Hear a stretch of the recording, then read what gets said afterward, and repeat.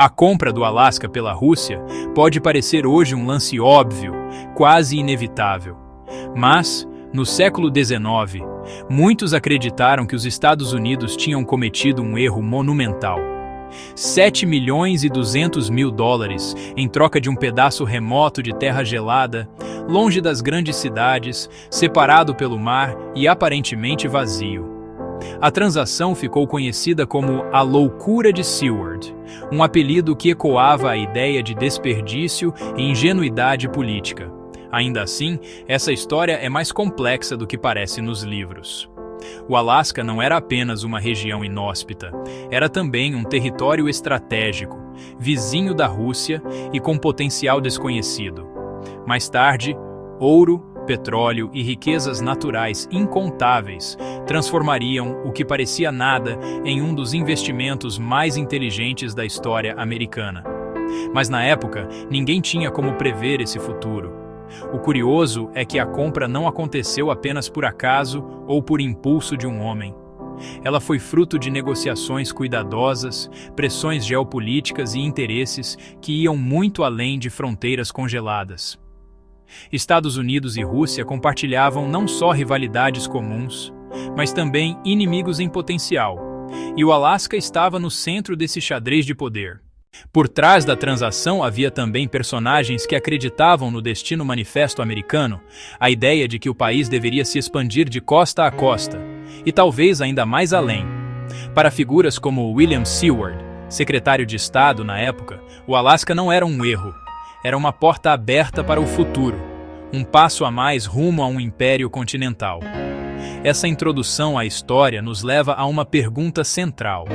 Se a maioria acreditava estar comprando apenas gelo e desolação, o que realmente motivou os Estados Unidos a fechar o acordo? A resposta revela um mundo de disputas globais, ambições políticas e, claro, uma boa dose de visão estratégica. O território do Alasca impressiona pela grandiosidade. São mais de 665 mil milhas quadradas de extensão, o que corresponde a cerca de 16% de toda a área dos Estados Unidos. Para se ter uma ideia, mesmo que somássemos os 3 maiores estados seguintes, Texas, Califórnia e Montana, eles ainda seriam menores do que o Alasca sozinho. É uma vastidão gelada, coberta por montanhas, rios e geleiras, que molda o imaginário como a última fronteira do país. Apesar do tamanho monumental, a população sempre foi pequena. Hoje, pouco mais de 700 mil habitantes vivem ali, tornando o Alasca um dos estados menos povoados, superando apenas Wyoming e Vermont em baixa densidade. Essa relação entre território gigantesco e pouca gente faz dele um espaço onde a natureza domina, e os humanos são meros visitantes, adaptando-se ao clima severo e às distâncias imensas. Geograficamente, o Alasca guarda singularidades curiosas. É o ponto mais ocidental dos Estados Unidos, mas também o mais oriental, já que o arquipélago das Aleutas avança tanto no oceano que atravessa o meridiano e entra no hemisfério leste. Em alguns pontos do Estreito de Bering, é possível enxergar a Rússia a olho nu em um dia claro, lembrando o quão próximos os dois gigantes sempre estiveram. Muito antes de virar objeto de disputa entre potências, o Alasca foi território de povos nativos que aprenderam a sobreviver em condições extremas. Com trenós puxados por cães, caiaques e técnicas engenhosas, essas culturas desenvolveram formas únicas de caçar, pescar e viajar por ambientes hostis. Até hoje, cerca de 15% da população do estado se identifica como indígena, a maior proporção em todo o país. Esse cenário moldou a ideia do Alasca como fronteira perigosa, mas também como promessa de riqueza. Desde o século XVIII, atraía aventureiros em busca de peles, ouro e, mais tarde, petróleo. Cada ciclo de exploração transformava a região, mas deixava claro um ponto. Sob o frio cortante e os horizontes infinitos, havia tesouros que o mundo ainda não tinha descoberto. Muito antes de ser vendido, o Alasca já havia atraído a atenção dos russos. Desde o século XVIII, exploradores cruzavam o Pacífico Norte em busca de novas riquezas. Os primeiros, liderados por Vitus Bering, encontraram uma terra cheia de vida marinha e peles valiosas.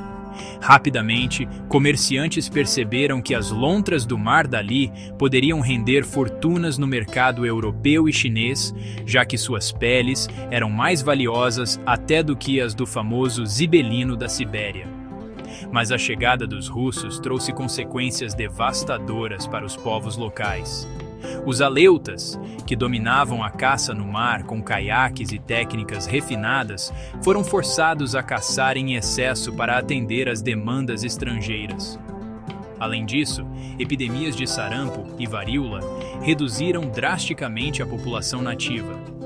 De cerca de 10 mil pessoas no início da colonização, restaram apenas 2 mil no final do século XVIII. A pressão sobre a natureza e sobre os habitantes tornou-se insustentável. Com o tempo, os russos organizaram sua presença através da Companhia Russo-Americana, uma espécie de versão local da Companhia das Índias Orientais. Essa instituição tinha o monopólio da caça, do comércio e até da mineração na região. Para consolidar seu domínio, ergueram fortes e igrejas ortodoxas, especialmente em Sítica, que se tornou a capital da chamada América Russa. Mas o isolamento era enorme. Navios de suprimento vinham da Rússia apenas a cada 2 ou 3 anos. Esse isolamento forçou os russos a dependerem cada vez mais do contato com americanos. Comerciantes de Boston e Nova York viam no Alasca uma oportunidade para abastecer seus navios e, ao mesmo tempo, lucrar com peles e óleo de baleia. Nascia ali uma relação ambígua. Enquanto a Rússia tentava manter o controle sobre o território, já era evidente que os Estados Unidos tinham presença e influência crescentes naquela parte do Pacífico. No entanto, a Rússia nunca conseguiu colonizar profundamente o interior do Alasca. A população russa não passava de 1.000 pessoas, mas alguns milhares de mestiços, contra dezenas de milhares de nativos espalhados por regiões vastas e inóspitas. O Império Russo parecia esticar-se além do que podia sustentar, e o Alasca se tornava cada vez mais um fardo distante, caro e difícil de administrar. No século XIX, os ventos da política internacional começaram a soprar contra a presença russa na América. A derrota na Guerra da Crimeia, em 1856, mostrou ao mundo que o Império dos Czares ainda estava atrasado em relação às grandes potências. O custo militar e econômico dessa guerra foi enorme, e o governo percebeu que manter colônias distantes, como o Alasca, trazia mais problemas do que benefícios. Ao mesmo tempo, a caça intensiva reduziu drasticamente a população de lontras do mar, a base do comércio local. Onde antes havia centenas de milhares desses animais, restavam apenas alguns milhares em meados do século. Sem esse recurso, a região perdeu sua principal fonte de riqueza, tornando-se cada vez menos interessante para a Rússia. O que antes era um ativo estratégico, transformou-se em um território oneroso e vulnerável. Outro fator decisivo foi o medo de perder o Alasca de graça. Com o Canadá sob controle britânico, havia o risco real de que uma corrida por ouro ou um avanço militar inglês simplesmente tomasse a região. Para os conselheiros do czar Alexandre II, vender o território era uma forma de garantir algum retorno financeiro e, ao mesmo time, fortalecer laços com os Estados Unidos contra a influência britânica. Melhor vender a um possível aliado do que perder para um rival histórico. Enquanto isso, nos Estados Unidos, crescia o espírito expansionista conhecido como Destino Manifesto. A nação já havia conquistado territórios após a guerra contra o México e sonhava em se estender até o Pacífico e além.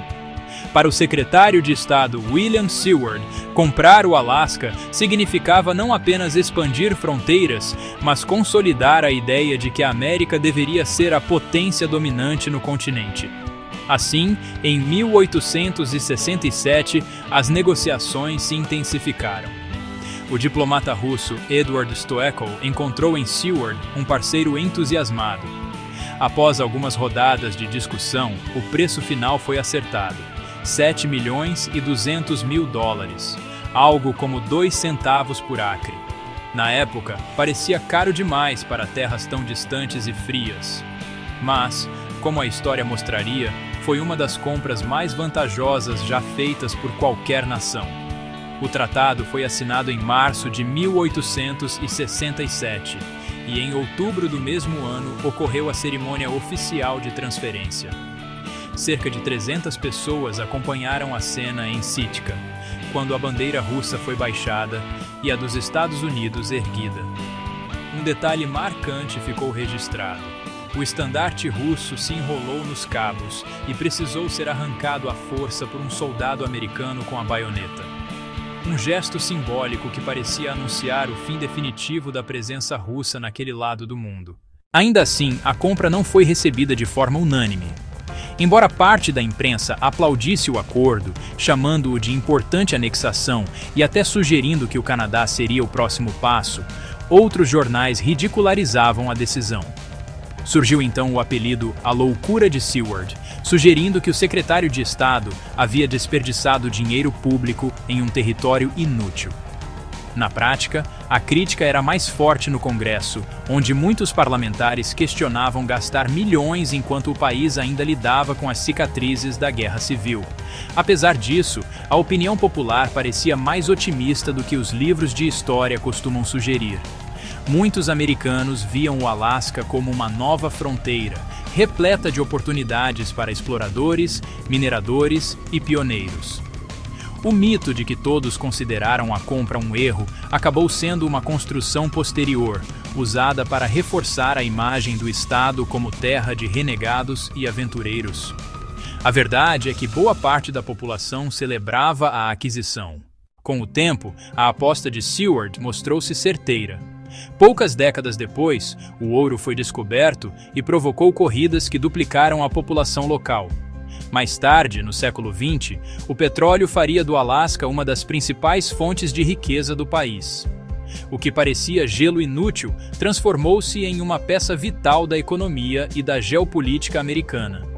Mas além do ouro e do petróleo, havia outro valor que poucos perceberam de imediato: o estratégico. O Alasca estava na linha de frente entre América e Ásia, e se tornaria crucial tanto durante a Segunda Guerra Mundial quanto na Guerra Fria. O território comprado por centavos, o Acre acabou se revelando não apenas um tesouro natural, mas também um escudo geopolítico. Com a oficialização da compra, o Alasca passou a ser administrado pelos Estados Unidos, mas os primeiros anos foram marcados por caos e violência. Sem uma estrutura governamental sólida, a região ficou sob controle militar, e muitos oficiais tratavam os povos nativos com brutalidade. Confrontos sangrentos, sequestros de líderes indígenas e até massacres inteiros foram registrados, ampliando a desconfiança dos habitantes locais em relação ao novo domínio. Para os povos originários, a transição de bandeiras não trouxe benefícios imediatos, apenas mais imposições. Ainda assim, a promessa de riquezas atraiu aventureiros. O censo de 1880 contou pouco mais de 30 mil pessoas, quase todas indígenas, mas logo a descoberta de ouro mudou esse cenário. Cidades como Juneau, Nome e Fairbanks nasceram do nada, crescendo de forma acelerada à medida que garimpeiros e comerciantes chegavam. Em menos de 20 anos, a população duplicou e o Alasca ganhou fama mundial como destino para quem buscava fortuna rápida em terras congeladas. Com o tempo, a infraestrutura começou a se consolidar. O território foi oficialmente organizado em 1912, conquistando um corpo legislativo próprio. Curiosamente, as mulheres do Alasca obtiveram direito ao voto 8 anos antes da aprovação da Emenda Nacional que estendeu esse direito ao restante do país. Era um sinal de que a nova fronteira estava sendo moldada não apenas pela mineração, mas também por movimentos sociais. O papel estratégico do Alasca ficou ainda mais evidente durante a Segunda Guerra Mundial. Sua localização servia de ponte entre os Estados Unidos e o fronte do Pacífico, facilitando deslocamentos militares. Já na Guerra Fria, tornou-se uma base essencial para vigiar a União Soviética, dada a proximidade geográfica. Bases em Anchorage e Fairbanks simbolizavam esse valor geopolítico, transformando o território em peça-chave da defesa americana. Por fim, a descoberta de petróleo mudou para sempre o equilíbrio econômico da região. Com a construção do oleoduto Trans-Alaska, parte significativa da receita do estado passou a vir da exploração de energia. Um quarto dessa renda é destinado a um fundo que garante a estabilidade financeira local, dispensando impostos sobre renda ou vendas. Assim, aquilo que um dia foi chamado de loucura de Seward consolidou-se como um dos maiores acertos estratégicos da história dos Estados Unidos. O mito de que a compra do Alasca foi um erro persiste até hoje, repetido em livros escolares como se fosse uma verdade incontestável. Mas os registros da época mostram outra realidade. Muitos americanos celebraram o acordo desde o início. Os jornais destacavam as possibilidades de expansão, a promessa de recursos minerais e até a chance de usar o Alasca como trampolim para anexar o Canadá. A alcunha de loucura de Seward parece ter sido criada mais tarde, como um recurso narrativo conveniente para reforçar a ideia de que o território só provou seu valor depois. Na prática, o investimento mostrou retorno de maneiras inesperadas. Primeiro, com as corridas do ouro que atraíram milhares de pessoas. Depois, com a exploração de petróleo e gás, que até hoje sustentam grande parte do orçamento estadual. E além da riqueza material, havia o valor estratégico. Em plena Guerra Fria, o Alasca era a linha de frente contra a União Soviética, um posto avançado de vigilância e defesa. Nenhum político, décadas depois, ousaria chamar aquilo de desperdício. Para a Rússia, o episódio deixou marcas amargas. Alguns intelectuais passaram a ver a venda como um símbolo da fraqueza do império, incapaz de administrar seus próprios territórios. No período soviético, chegou a circular a versão de que o Alasca não teria sido vendido, mas apenas arrendado por 100 anos, como Hong Kong havia sido com a Grã-Bretanha. Embora essa teoria fosse infundada, ela mostra como a perda do território ainda ecoava na memória russa. Hoje, o Alasca é mais do que uma peça no tabuleiro da geopolítica. É uma terra onde a cultura indígena continua viva, onde cidades nasceram do ouro, onde o petróleo garante renda e onde a paisagem selvagem continua impondo respeito. É também uma lembrança de que escolhas estratégicas, muitas vezes ridicularizadas no momento em que são feitas, podem transformar o destino de uma nação.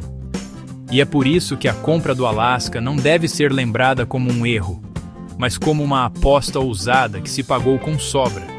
O território tornou-se símbolo de fronteira, de resistência e de riqueza. Se você gostou de conhecer essa história, inscreva-se no canal, deixe o seu like e apoie o conteúdo com um "Valeu demais" a partir de R$2.